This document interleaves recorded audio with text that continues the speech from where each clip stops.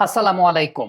জিম্বাবুয়ের লম্বা বোলারদেরকে ওই কন্ডিশনে কিভাবে ডিল করতে হয় সেটা বুঝে উঠতে বাংলাদেশের ব্যাটসম্যানদের টেস্ট সিরিজ, ওয়ানডে সিরিজ, টি-20 সিরিজের একেবারে শেষ পর্যায়ে পর্যন্ত অপেক্ষা করতে হয়েছে। কারণ টি-20 সিরিজের শেষ দুই ম্যাচে গিয়ে আমরা দেখতে পেয়েছি যে আসলে তানজিদ হাসান তামিম কিংবা একটা ম্যাচে সাইফুদ্দিন ফাইন লেগ অঞ্চলটা বা ফাইনার অঞ্চলটাকে ব্যবহার করছেন এই লম্বা বোলারদেরকে এই কন্ডিশনে এক্সট্রা বাউন্স ডিল করার জন্য। আদারওয়াইজ পুরো সিরিজ জুড়ে জিম্বাবুয়ান এই লম্বা বোলাররা বাংলাদেশের ব্যাটসম্যানদেরকে নিয়ে ছেলে খেলা করেছেন। সেই জায়গাটাতে ভাইভব সূর্যবংশী আসলে একটা স্পেলেই এই লম্বা বোলারদেরকে একেবারে প্ল্যানচ্যুত করে ফেলেছেন। আপনি দুইটা শট দেখবেন, একটা এনগারাওয়াকে এরকম ফাইনাল অঞ্চল দিয়ে ছক্কা মারলেন, আরেকটা ইভান্সকে এরকম ফাইনাল অঞ্চল দিয়ে ছক্কা মারলেন। এই দুইটার মাধ্যমেই পুরোপুরি তাদের প্ল্যানটাকে চৌপাট করে দিয়েছেন ভাইভব সূর্যবংশী। এই জায়গাটায় স্কিলের সঙ্গে সঙ্গে হোমওয়ার্কটাও যে আসলে কত জরুরি আমরা অনেক অজুহাত শুনেছি। আমরা শুনেছি যে মাঠ বড়, লম্বা bowler, definitely these are the factors, কিন্তু লম্বা বোলারদেরকে কিভাবে ডিল করতে হয় সেটা আমরা সিরিজের একেবারে শেষ পর্যায়ে গিয়ে, মানে টেস্ট খেলে, ওয়ানডে খেলে, টি-20-র শেষ পর্যায়ে গিয়ে দেখেছি তানজিদ তামিম এবং একটা ম্যাচে সাইফুদ্দিন ফাইন লেগ অঞ্চলটা ব্যবহার করছেন। সেই জায়গায় ভাইভব সূর্যবংশী প্রথম দিন থেকেই জানেন how to deal with taller bowlers, এবং ঠিক ওই কাজটাই ভাইভব সূর্যবংশী করেছেন। এবং ওই যে বললাম না যে একটা ম্যাচে একটা টিমের মনোবলটা ভেঙে দেওয়ার জন্য ছোট্ট একটা স্পেলে যথেষ্ট।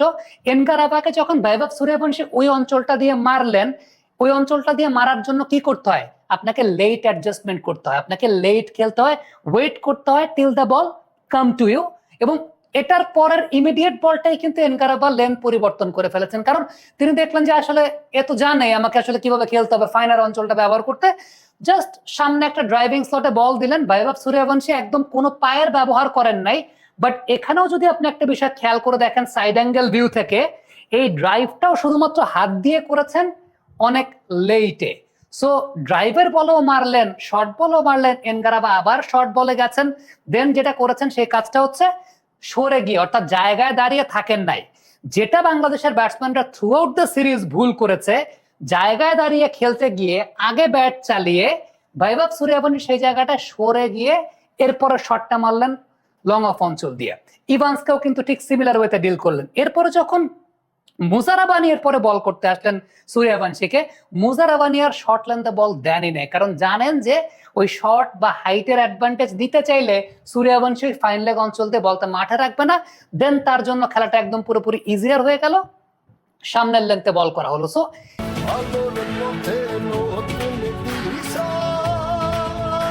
আমাদের আলোর ভুবন প্রতিনিয়তই আলোকিত হচ্ছে ওয়ালটন এলইডি লাইটের আলোয়। এই যে জায়গাটা, যে একটা লম্বা বোলারকে আপনি যখন ওই কন্ডিশনে খেলতে আসবেন, দ্য মোস্ট ইম্পর্টেন্ট থিং তো স্কিল। ডেফিনেটলি সূর্যবংশীর স্কিলের ধারের কাছে আমাদের ব্যাটসম্যানদের স্কিল কম্পেয়ার করতে চাইলে ওই লেভেলটা আমাদের ব্যাটসম্যানরা রিচ করতে পারে না, দ্যাট ইজ অ্যানাদার থিং। কিন্তু প্ল্যানিং, কতটুকু পরিকল্পনা আমরা করেছি, কতটুকু অ্যানালিসিস আমরা করেছি, ডেফিনেটলি আমাদের ব্যাটসম্যানদের সামর্থ্য যে আসে শেষের দিকে, তো তানজিদ তামিমের ব্যাটিং আমরা সেটা দেখলাম। সাইফুদ্দিনের ব্যাটিং প্ল্যানও আমরা ওই একটা ওভার দেখতে পেয়েছিলাম যে পেছনের জায়গাটা তিনি ব্যবহার করছেন।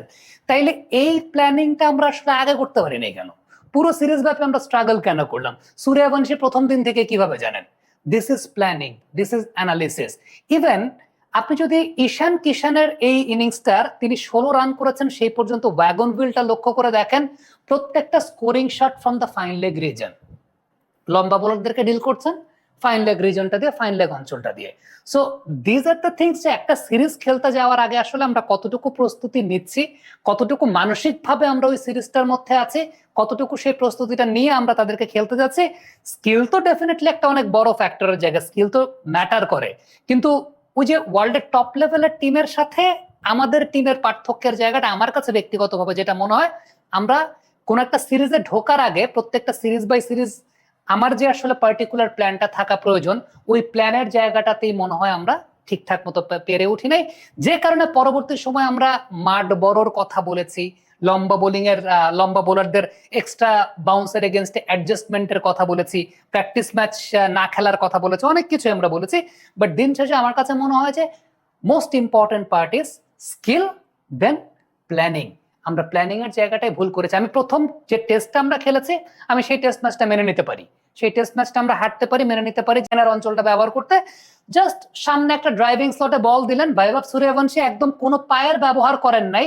বাট এখানেও যদি আপনি একটা বিষয় খেয়াল করে দেখেন সাইড অ্যাঙ্গেল ভিউ থেকে, এই ড্রাইভটাও শুধুমাত্র হাত দিয়ে করেছেন অনেক লেটে।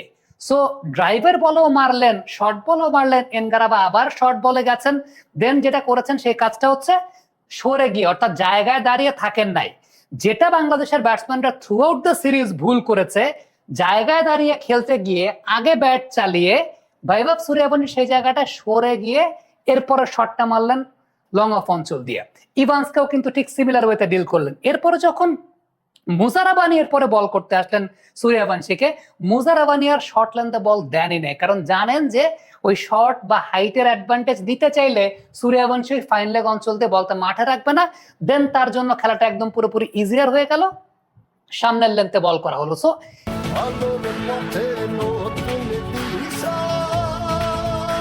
আমাদের আলোর ভুবন প্রতিনিয়তই আলোকিত হচ্ছে ওয়ালটন এলইডি লাইটের আলোয়। এই যে জায়গাটা, যে একটা লম্বা বোলারকে আপনি যখন ওই কন্ডিশনে খেলতে আসবেন, দ্য মোস্ট ইম্পর্টেন্ট থিং তো স্কিল। ডেফিনেটলি সূর্যবংশীর স্কিলের ধারের কাছে আমাদের ব্যাটসম্যানদের স্কিল কম্পেয়ার করতে চাইলে ওই লেভেলটা আমাদের ব্যাটসম্যানরা রিচ করতে পারে না, দ্যাট ইজ অ্যানাদার থিং। কিন্তু প্ল্যানিং, কতটুকু পরিকল্পনা আমরা করেছি, কতটুকু অ্যানালিসিস আমরা করেছি, ডেফিনেটলি আমাদের ব্যাটসম্যানদের সামর্থ্য যে আসে শেষের দিকে, তো তানজিদ তামিমের ব্যাটিং আমরা সেটা দেখলাম। সাইফুদ্দিনের ব্যাটিং প্ল্যানও আমরা ওই একটা ওভার দেখতে পেয়েছিলাম যে পেছনের জায়গাটা তিনি ব্যবহার করছেন। তাইলে এই প্ল্যানিংটা আমরা আসলে আগে করতে পারিনি কেন? পুরো সিরিজ ব্যাপী আমরা স্ট্রাগল কেন করলাম? সূর্যবংশী প্রথম দিন থেকে কিভাবে জানেন? This is planning, this is analysis. Even আপনি যদি ঈশান কিষানের এই ইনিংসটার তিনি 16 রান করেছেন সেই পর্যন্ত ওয়াগন হুইলটা লক্ষ্য করে দেখেন, প্রত্যেকটা scoring shot from the fine leg reason.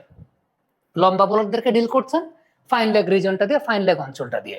So these are the things, যে একটা সিরিজ খেলতে যাওয়ার আগে আসলে আমরা কতটুকু প্রস্তুতি নিচ্ছি, কতটুকু মানসিকভাবে আমরা ওই সিরিজটার মধ্যে আছি, কতটুকু সেই প্রস্তুতিটা নিয়ে আমরা তাদেরকে খেলতে যাচ্ছি। স্কিল তো ডেফিনেটলি একটা অনেক বড় ফ্যাক্টরের জায়গা, স্কিল তো ম্যাটার করে, কিন্তু ওই যে ওয়ার্ল্ডের টপ লেভেলের টিমের সাথে আমাদের টিমের পার্থক্যের জায়গাটা আমার কাছে ব্যক্তিগতভাবে যেটা মনে হয়, আমরা কোন একটা সিরিজে ঢোকার আগে প্রত্যেকটা সিরিজ বাই সিরিজ আমার যে আসলে পার্টিকুলার প্ল্যানটা থাকা প্রয়োজন, ওই প্ল্যানের জায়গাটাতেই মনে হয় আমরা ঠিকঠাক মতো পেরে উঠি নাই, যে কারণে পরবর্তী সময় আমরা মাঠ বড়র কথা বলেছি, লম্বা বোলিং এর লম্বা বোলারদের এক্সট্রা বাউন্সের এগেনস্টে অ্যাডজাস্টমেন্টের কথা বলেছি, প্র্যাকটিস ম্যাচ না খেলার কথা বলেছি, অনেক কিছু আমরা বলেছি। বাট দিন শেষে আমার কাছে মনে হয় যে most important part is skill, then planning. আমরা প্ল্যানিং এর জায়গাটাই ভুল করেছি। আমি প্রথম যে টেস্টটা আমরা খেলেছি, আমি সেই টেস্ট ম্যাচটা মেনে নিতে পারি, সেই টেস্ট ম্যাচটা আমরা হারতে পারি, মেনে নিতে পারি,